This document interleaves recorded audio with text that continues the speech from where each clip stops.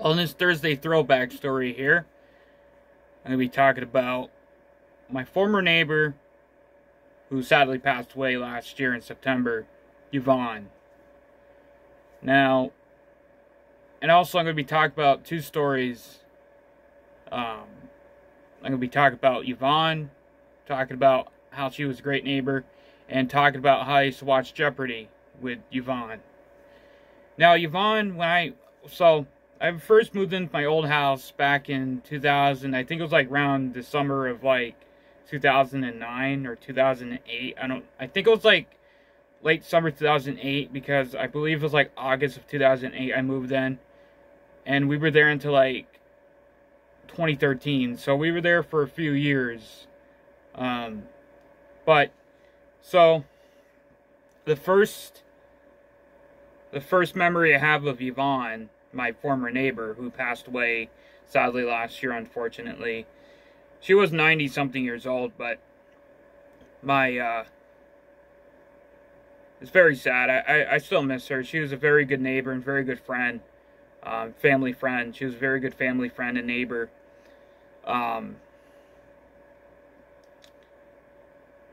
So, first memory I have was we were going to our old house when we first were looking at it. And she came out. She's like, "Hello, my name is Yvonne." Now, a lot of people used to call her Yvonne. It's actually Yvonne with a Y. And the first memory, like I said, I have is, remember we went to the old house to look at it for the first time. Me and my sister were there to look at it for the first time. And my mom, and my grandmother was with us too. And I remember Yvonne comes out and she's like, "Do you guys want some zucchini or rhubarb or something?" And my mom's like, no, thank you. And my grandmother actually took it, because my grandmother likes to make rhubarb pie and stuff or something like that. I never had rhubarb pie, but I guess she makes it every once in a while. I never had it, but when she makes it, she always forgets to make some for us. But anyway, I think my grandmother took it, or maybe we just didn't take it at the time. I don't know. So my mom's like, no, thank you. And she's like, "My name is Yvonne Yell," she says. And her last name was Yell. And Y-E-L-L-E. But anyway, and at that time she was still driving. She was at least in her early 80s. And she was still driving at that time. She'd driven her car up until she was at least in her late 80s, I would say. Mid to late 80s, I would say. She driven her car, basically, because a lot of people told her when she was in her early 80s that she should stop driving because she had a bad hip. Because she always had to get hip surgery or go to the doctors, because she used to always fall. And this is another memory that I have, which is not a really good memory, but it's also a memory that I have of Yvonne.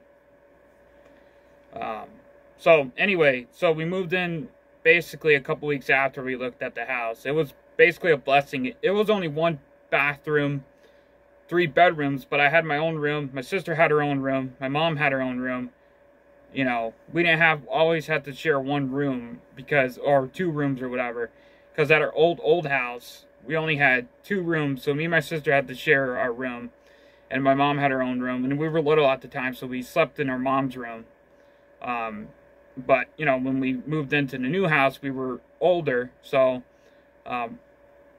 you know, we slept in our own rooms.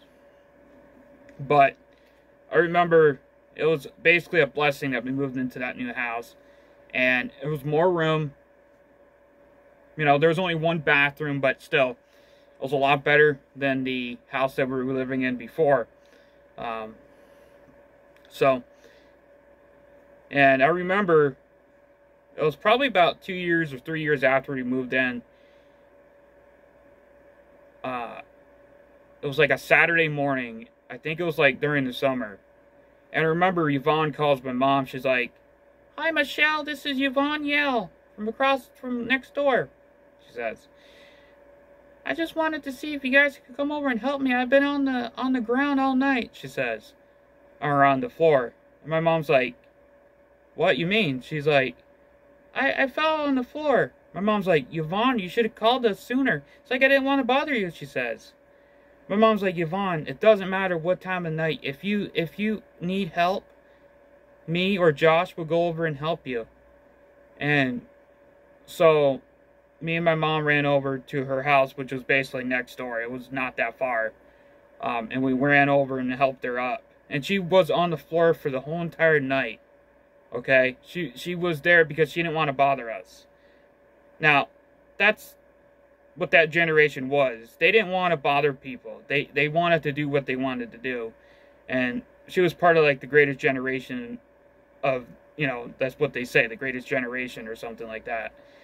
But she had so much, you know, she didn't want to bother people. She didn't want to bother her neighbors. But my mom told her, Yvonne, if you fall, if you think you're going to fall, if you need help, let me know. Let Josh know. And so I would go over from that time. It just makes me sad because I miss her. She was a great friend. She was a great neighbor. And from that time on, I would go over every night, basically. Not every night, but every so often. And I would help her. Like, I remember the second time I went over to help her was with groceries. And she gave me a big bag of hats, okay? These hats were at least 100 hats or so. It was at least 100 hats. I don't know whatever happened to them. But I think my mom must have gave them back to her because I had so many hats. Because I don't think I kept all of them. I think my mom must have like gave them back to her or something. But she gave me about 100 hats for helping her with groceries. And she's like, "Do you want $1?" I'm like, "No, that's okay." She's like, "No." She wouldn't accept no for an answer. She's like, "Yes, you're gonna have the $1." I helped her, and at that time, you go to Dollar Tree or whatever, and you know. It wasn't like $1.25 or something. It was like 99 cents or something with, you know, with tax. So $2 would get you a lot at the Dollar Tree. But, you know, nowadays it's more than you know, it's like $1.25. But back in 2009, 2010, it was called Yankee Dollar, and it was like 99 cents or whatever.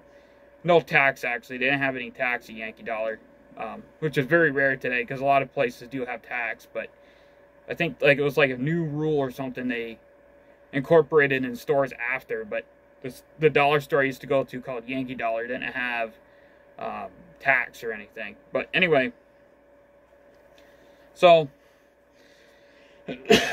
sorry.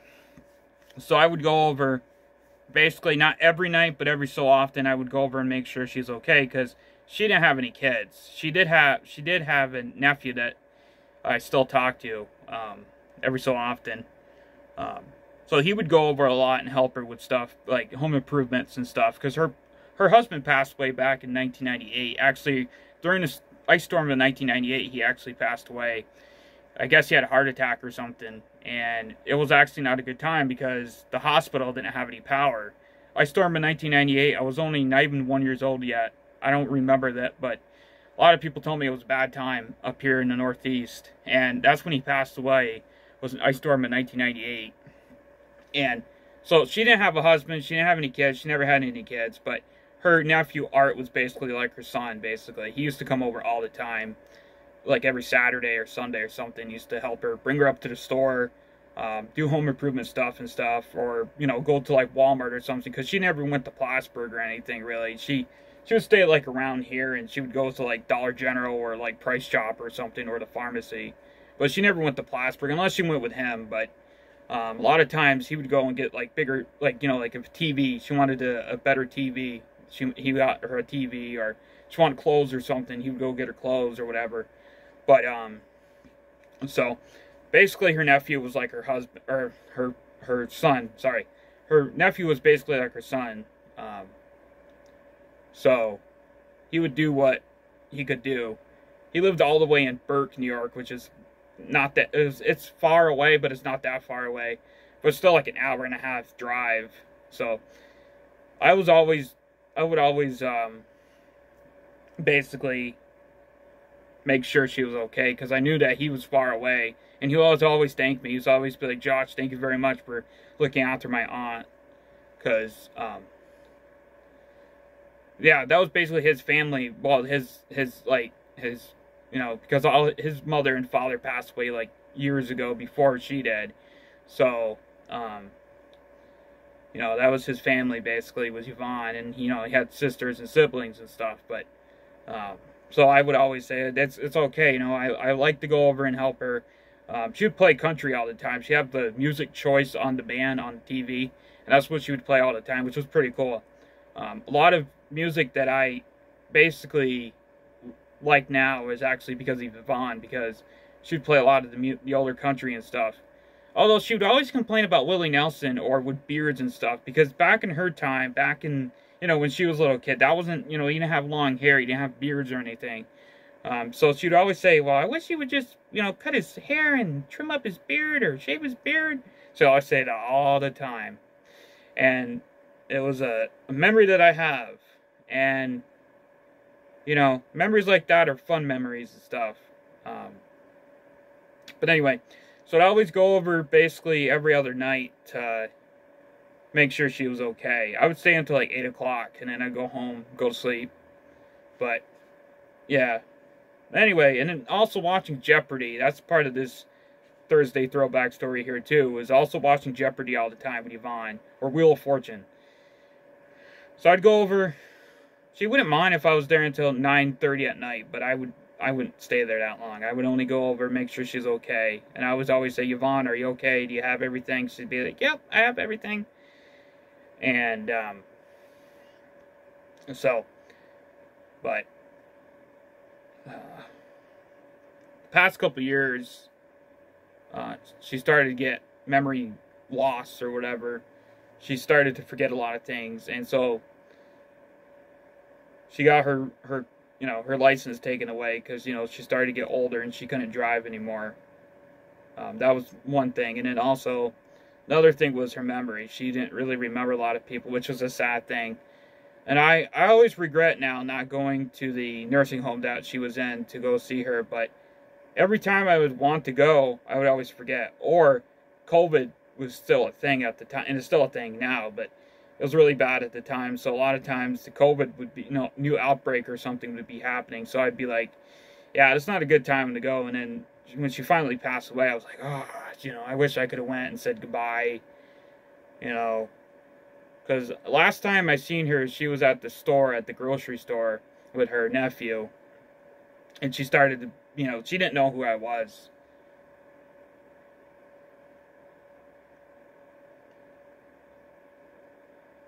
She didn't really know who I was. So that was a hard thing.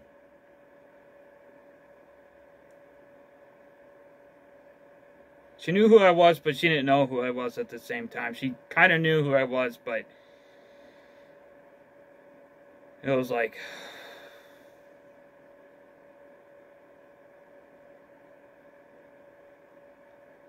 but the memories I have with neighbors that I used to know that are passed away now, sadly, or just they moved away or whatever, you know.